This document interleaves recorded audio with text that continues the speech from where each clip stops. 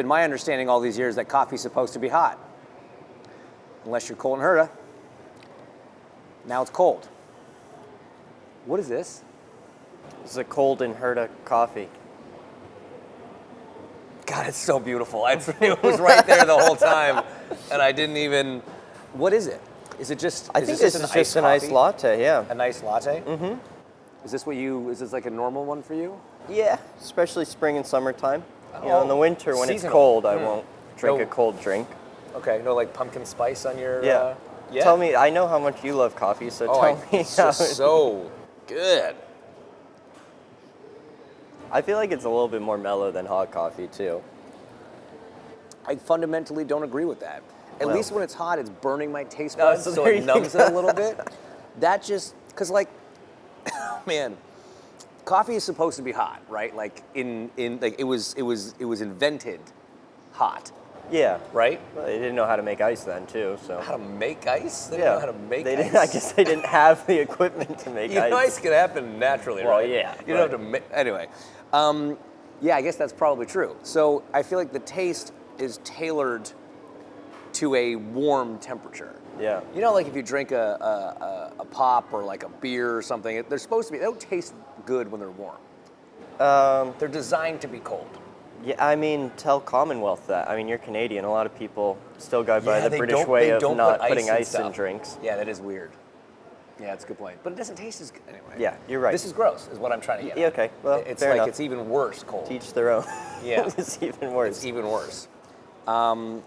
You've been drinking a lot of coffee this week? No. A lot of early mornings? I have had some early mornings, but Getting ready for the Acura Grand Prix of Long Beach? they've been it's been fun. It's been fun. I love being able to come down here early and talk about this place and When'd you get see here? the family.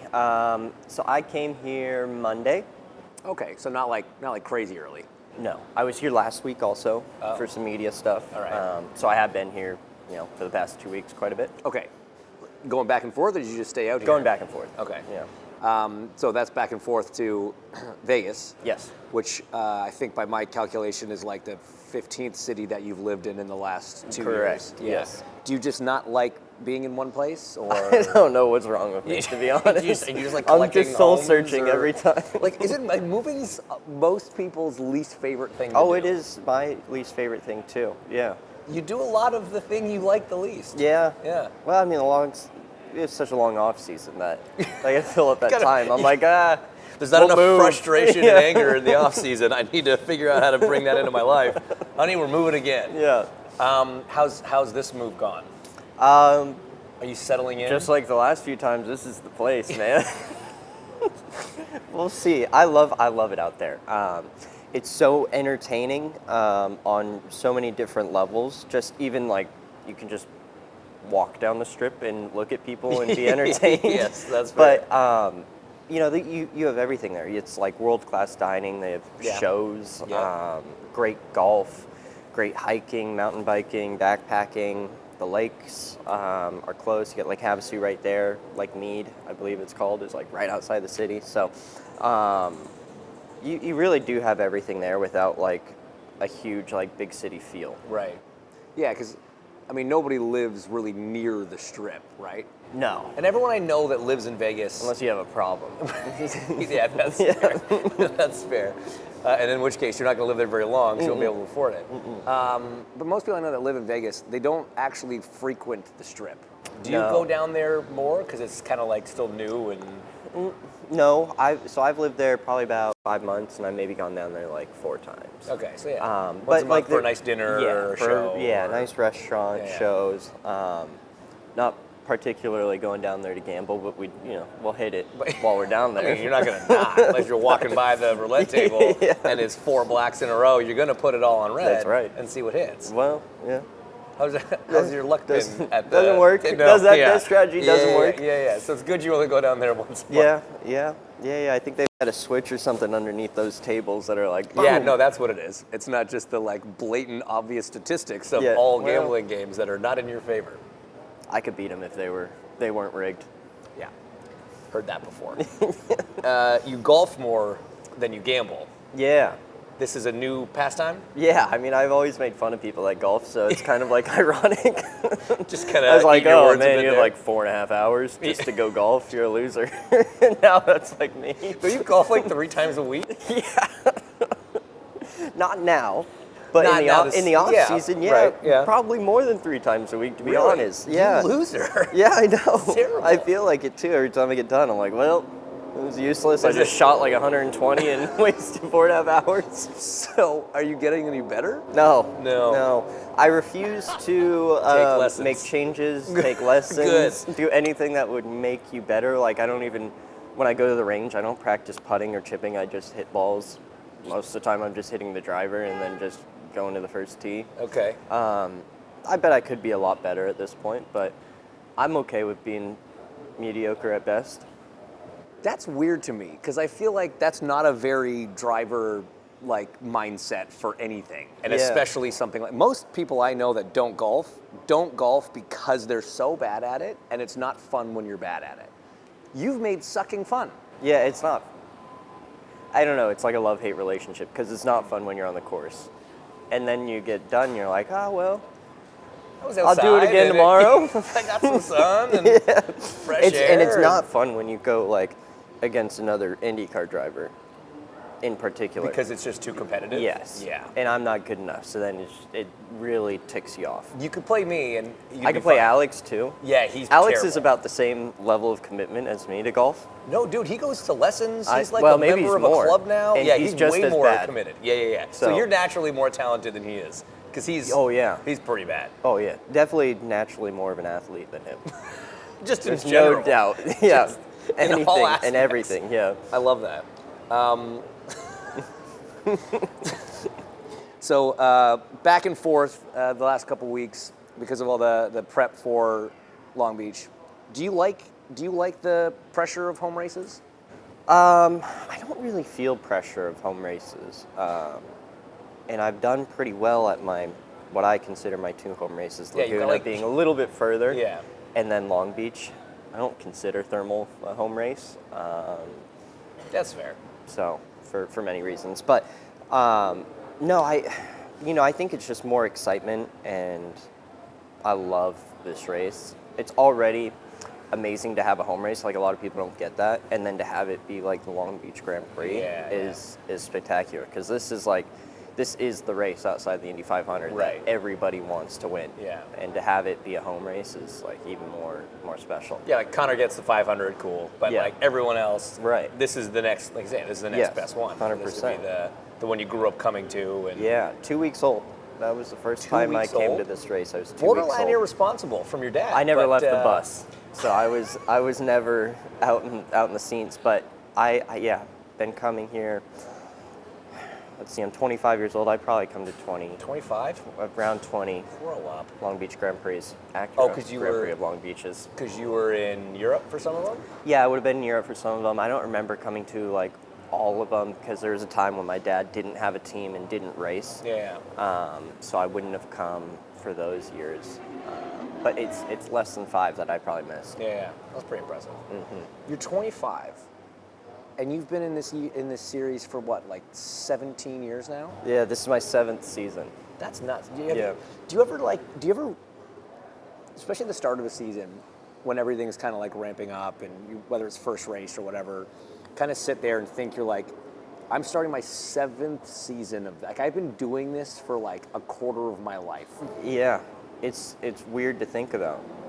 It's extremely weird to think about, because it doesn't feel that long. It still feels like 3rd season or Yeah. something like that. Like, it doesn't feel crazy like that. But yeah, I mean, I try to appreciate it a little bit more now, especially this year once I noticed that it was like the 7th season, because it's like, man, you're a vet if you get to like 10 you're seasons. gonna be Like, a that's an decade in the sport impressive. pretty soon. Yeah, that's an impressive career Yeah.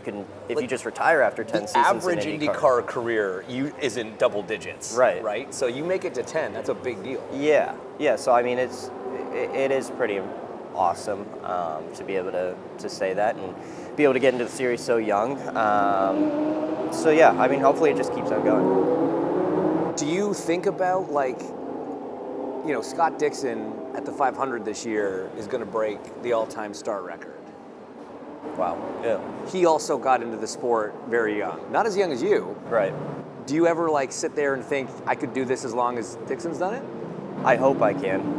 But so you wanted, like, that's... I mean, I want to right now. Right, yeah, but yeah. like, there's a lot of things that happen in life that I haven't experienced yet. Like, for me, a big part of my dad not wanting to drive anymore was he liked going to the go-kart track with me. Right. You know, and I don't know, maybe I feel that way when I have kids. And so it's like it's a hard thing to do. Right now, 100%. Right. I want to. I don't know if I'll have the drive or the passion for it still. I can't see myself burning out of this, but you never know. Life happens. Yeah. Things change. Yeah. It is impressive, you know, for like 7 seasons, it feels short, but like there's so much work involved. And then you see Scott, which is like, was it like 23 or something like that? Like, holy crap, it's impressive. It's insane. It's insane. So we've gone back and forth about this like 5 times because I'm not very good at this. You were out here doing a lot of this promo stuff. I noticed we have something on the table here. Yes. What are we working with? So it's something that you'll get use out of. I love this already. I mean, I guess not just for you, but they're made for dogs. Oh. You neglected to mention that. Yes, but you have dogs. I have a couple. So this is kind of a cool thing that we're doing to try to help the Pasadena Humane Center. It's a dog shelter that at one point had up to 950 dogs. They usually have around 200. So during the fires, wow. Yeah, during the fires, they had 950 dogs. So we're trying to raise money for them to help them because they've been heavily affected by the fires that area of Pasadena, as well as many other areas of Los Angeles. It's something that is near and dear to my heart. I've been evacuated many times when I was growing up, living out here in Santa Clarita. Yeah. It's not a fun thing. It's scary and it's sad to see what's happened. So this is a way that I feel like we can get back to the community a little bit. And you're a dog rescuer yourself. I am. I'm a big dog rescues. guy. Yeah. And what they do there is incredible. It's not just dogs. They had a bobcat a few weeks ago. They have squirrels, possums. They do a catch and release program. So it's not just dogs and cats. You can't go and get the bobcat and bring it home, unfortunately. They release it into the wild, but they're doing really good things. It's a huge organization there. There's a few different ways. These are pretty much almost sold out. I was just going to say, where can people get these then? This will be at andrettyshop.com. AndrettyShop.com. Yes. Okay. Or shopandretti.com. It's one of the two. You'll figure it out. or shopandretti.com? Shop. That's what I thought. Shop Andretti. I haven't been here for a while, and even I know it's shopandretti.com. Well, you drove for him, so you know. He still doesn't get it. But yes, you can also go to my bio. There's links in my bio to go donate directly to them. We're trying to raise $5,000. That's the goal. Very cool. And then everything that you pay off of this is going directly to them. So awesome. Thank you to Gamebridge for taking a little bit of a hit on that, and we appreciate it. And you got, speaking of the fires, I know one of the things you got to do was go visit some of the firefighters that were fighting the Eaton fire. Yes. What was it like kind of meeting some of those people? Incredible. A lot of respect for those guys. I mean, everybody loves firefighters. They do pretty selfless work to keep everybody safe, especially out here. Yeah. Where it seems like a common thing to have a pretty big wildfire every 3-4 years. So I met a few of them. One guy was fighting the Palisades fire for 7 days straight. So incredibly difficult. Got to go there and say thank you to them for the most part, and then check out what their day-to-day kind of looks like, and check out the fire station. Got to ride in the fire truck. It was Did you get to drive really it? fun.